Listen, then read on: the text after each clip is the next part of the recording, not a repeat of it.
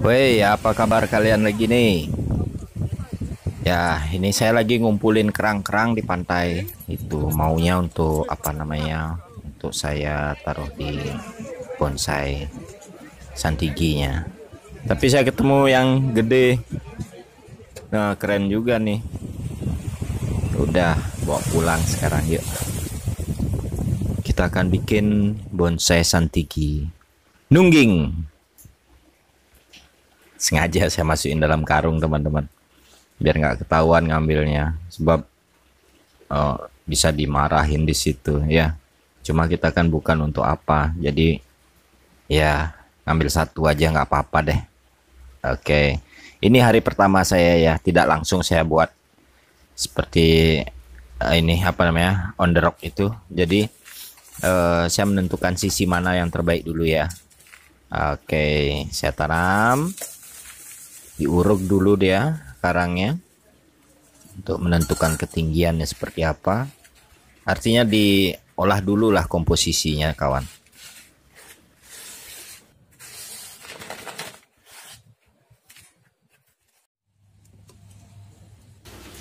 Ya, ini proses di hari kedua. Baru saya dapat menentukan tampak depan dari karang itu ya. Yang dipadukan dengan gerak tubuhnya si santiginya yang saya punya ini. Nah, ini hasil dari stek nih, kawan. Dulu dari stekan ini. Oh, seperti itu dia. Akarnya masih belum banyak, mumpung belum banyak, akhirnya saya taruh di sini aja dia. Ternyata enaknya dia on top, dia taruh di batunya itu ya. Nah, kemudian saya ikat dulu dia dengan bantuan kawat dan tali rapia gitu. Nah, biar dia diem, saya nyari dulu seperti apa tampaknya.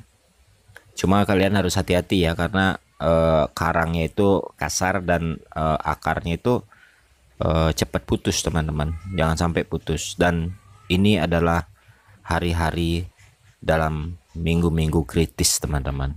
Santigi yang di reporting langsung masuk ke dalam batu. On the rock maksud saya. Kemudian saya tambahkan talang air di situ, teman, karena ngambil gambarnya sendiri, jadi saya skip sebentar. Nah, talang air yang kemudian saya lilitkan plastik wrap, kemudian saya kasih media di atasnya. Nah, media yang saya berikan di situ adalah pasir malang yang halus campur yang kasar sedikit, ada sekam bakarnya juga. Nah, ini di hari yang ketiga. Jadi di hari ini dia sudah, ya, fase-fase kritisnya itu masih tinggi ya, teman-teman ya. Kita harus sigap untuk melihat ciri-cirinya melalui daun dan batangnya. Biasanya kalau sudah masuk hari ketiga, daunnya itu sudah mulai agak apa ya, agak keriput gitu ya, agak keriput. Kemudian ada beberapa pasti yang tangkainya itu lemes, teman-teman, lemes sekali, tidak mau kekar seperti biasanya. Kalau biasa kalian pelihara sentigi pasti tahu. Kemudian di hari keempat, saya biasa di hari keempat itu saya kasih booster sedikit di akarnya. Saya mempergunakan root up di sini. Kalau teman-teman mau pakai yang lain silahkan. Dan di scene ini saya sengaja tidak ada pemotongan gambar ya. Saya cut itu langsung roll semua sampai proses penyiramannya. Nah, root up ini berbentuk bubuk ya, teman ya. Bubuk putih gitu. Nanti akan saya campur di air. Di 500 ml saya pakai takarannya root up-nya itu seperempatnya, seperempat dari tutup yang biru ini. Itu dia, teman-teman ya. Dan ingat dikocok dulu, diaduk, kocok-kocok dulu sebelum disemprotkan biar larut dia. Ini dia. Kalau kalian tidak ada root up begini, pengalaman saya pernah menggunakan cairan apa namanya, air bawang. Jadi air bawang itu bawangnya direndam di air, kemudian didiamkan 1 malam. Keesokan harinya baru saya pergunakan dia. Atau cara yang ketiga bisa di blender teman-teman. Apa namanya, bawang itu bisa di blender. Nah, berapa siungnya itu yang dipergunakan bawang merah ya, itu tergantung dari berapa kapasitas air yang akan kalian pergunakan untuk penyiraman. Di 1 liter itu saya pergunakan 3 siung bawang merah teman-teman. Di 1 liter untuk 2 liter, mohon maaf. Untuk 2 liter saya pergunakan 3 siung bawang merah. Itu dia. Nah, ini kalian di belakang botolnya itu kalian bisa melihat apa saja yang komposisinya yang ada di situ, bahan-bahan aktifnya dia. Nah, jadi karena tertulis dia di sini adalah anti jamur, ada jamur fungisidanya untuk mencegah jamur dan bakteri-bakteri. Akhirnya saya mempergunakan root up ini, tapi sama kok dengan bawang merah. Saya pernah menggunakan bawang merah itu. Tapi ingat ya teman-teman, apapun itu baik yang alami maupun yang sudah berbentuk kemasan begini, harus tepat takaran penggunaannya. Apapun yang berlebih itu pasti akan menjadi tidak baik dia. Ini saya proses pengisian air. Saya pakai air keran biasa kok teman-teman. Tidak ada spesial tentang air mengair itu dia. Nah, jadi begini dia, setelah dicampur air jadi lebih putih susu dia. Itu dia. Tidak bening lagi dia airnya, jadi putih susu begini. Nah, kemudian ini semprotannya memang 1 semprotan khusus untuk saya, untuk obat-obatan gitu, obat-obat tanaman. Untuk yang menyiram dengan air biasa beda lagi teman-teman. Jadi saya bedakan. Nah, ini saya kocok sekarang biar dia terlarut dengan baik. Nah, setelah ini saya semprot embun dia teman-teman. Merata di bagian batang, daun, di bawah kelopak daun itu yang paling penting, dan di batangnya. Karena biasanya banyak sekali yang kehidupan serangga di sini. Nah, ini buktinya ada jaring laba-laba itu. Nah, itu yang berbahaya teman-teman ya.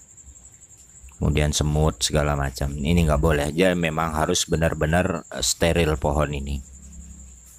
Nah, ini cara saya untuk membantu dia melewati masa-masa kritisnya teman-teman. Kemudian rata saya semprot. Jadi penyemprotan ini memang sengaja di malam hari teman, karena di malam hari itulah para ini nih, serangga-serangga ini dan bakteri-bakteri itu katanya aktif dia. Kalau enggak gitu sembunyi dia. Nah, kemudian saya semprotkan di beberapa bagian di media tanamnya. Oh ya, media tanamnya juga saya tambahkan sedikit itu dengan serpihan bambu yang sudah dijemur, udah kering, dicampur dengan akar pakis juga sama, juga yang udah kering. Ini saya buat sendiri teman-teman, karena di kampung saya memang banyak bahan-bahan itu. Nah, kemudian saya semprot semuanya teman-teman. Nah, untuk sementara waktu setelah penyemprotan ini, kalian jangan lupa juga untuk nyemprot ke media tanam yang di bawahnya teman-teman, karena siapa tahu aja di situ ada bakteri, ada pemicu jamur lainnya ya, biar dia tidak terbawa ke atas. Biasanya semut yang bawa itu atau serangga yang lain itu. Dan jangan lupa juga bersihkan potnya ya, karena itu juga sebagai pemancing biasanya. Dan tidak lupa juga para penghuni kebun ini yang lainnya di sebelah pohon tadi itu juga turut saya semprot gitu. Siapa tahu aja ada serangga juga di situ, biar nggak dia loncat-loncatan gitu loh brother. Nah, ini yang kemarin nih saya bikin konten nih, dolar. Ini paling mahal ini, dolar namanya. Itu dia brother. Jadi semua saya semprot, saya perlakukan sama, baik dia di masa kritis maupun dia sudah aman-aman aja, tetap saya perlakukan sama seperti ini. Ya semua pokoknya di lingkungan pohon yang itu tuh yang masih kritis itu saya tetap untuk ini semprot. Nah, lebih baiknya lagi kalian harus pisahkan pohon yang dalam masa kritis pada pasca reporting itu dengan pohon-pohon yang lain agar lebih sedikit kalian mempergunakan bahan baku dari root-up ini. Kemudian di sebelahnya lagi, pokoknya rata semua deh teman-teman. Nah, si kecil ini sudah mulai saya berikan pupuk kandang ya teman-teman ya, karena akarnya udah mulai jalan. Jadi sebelum akar jalan itu jangan dulu diberikan pupuk kandang karena percuma. Dia tidak akan bisa mengkonsumsi atau menarik zat-zat dari pupuk itu. Nah, ini dia si kecil cabai rawit. Ini tetap juga semua, apalagi yang tumbuhan yang berjenis daun rapat itu pasti saya lebih detail untuk penyemprotan fungisidanya maupun ya karena ini root up ya, tapi root up ada fungisidanya juga. Lebih detail saya untuk menyemprotkannya ke daun-daunnya, karena bisa aja sembunyi di situ ya, binatang-binatang itu sembunyi di antara daun itu, berlindung dia agar dia tidak terhempas kena semprotan airnya. Nah, ini juga sudah mulai ya, hitung-hitung juga nyuburin tanaman yang lain teman-teman. Nah, ini juga sudah mulai ada jaring laba-labanya. Kemudian di media tanam atas juga saya, karena ini saya talang, jadi di media tanam atas juga nanti akan saya semprotkan juga. Gitu. Jadi pemeliharaan satu pohon yang dalam masa kritis pasca reporting itu memberikan berkah pada tanaman-tanaman yang ada di sekitarnya dia.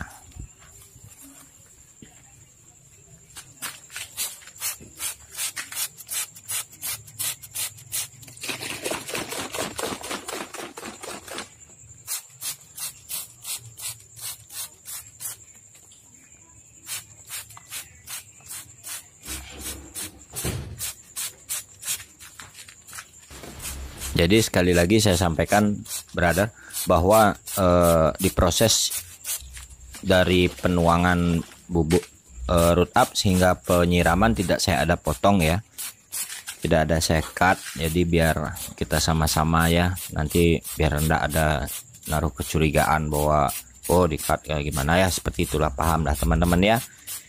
Jadi konten ini hanya sekedar konten sharing pengalaman pribadi saya bagaimana saya merawat.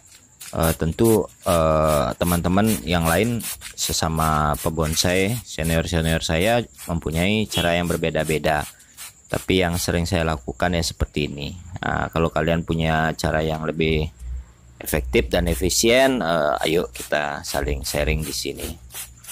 Nah, ini dia, ini si ular hijau ini dia. Nah, ini dia namanya, mungkin kobra dia. Oke, nah jadi lebih detail ke dahan-dahan dan ranting-rantingnya juga saya usahakan dan pastikan untuk terkena cairan ini ya teman-teman ya. Seperti itu dia. Nah, dan ini udah mulai subur, semuanya udah subur banget. Jadi senang hati saya. Oke.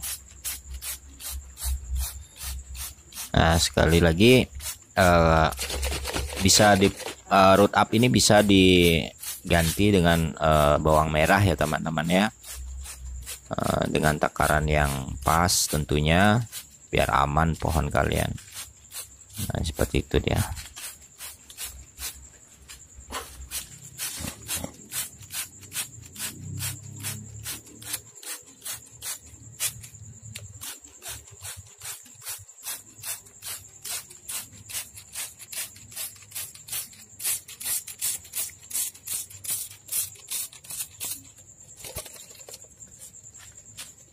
Jadi setelah proses penyiraman semprot tadi dengan menggunakan root up, kita jangan tinggalkan dulu. Kita harus lihat juga, amati juga si pohon santigi yang masih dalam masa kritis ini.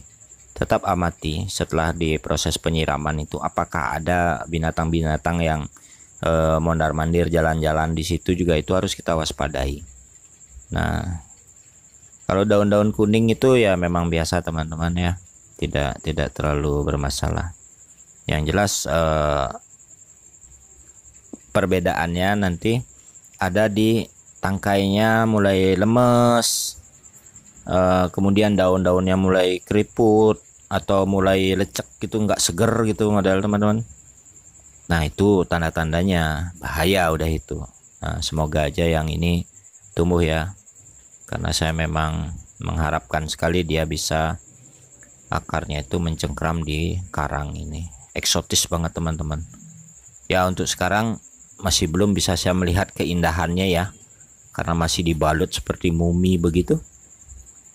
Tapi pada suatu saat nanti akan indah jadinya.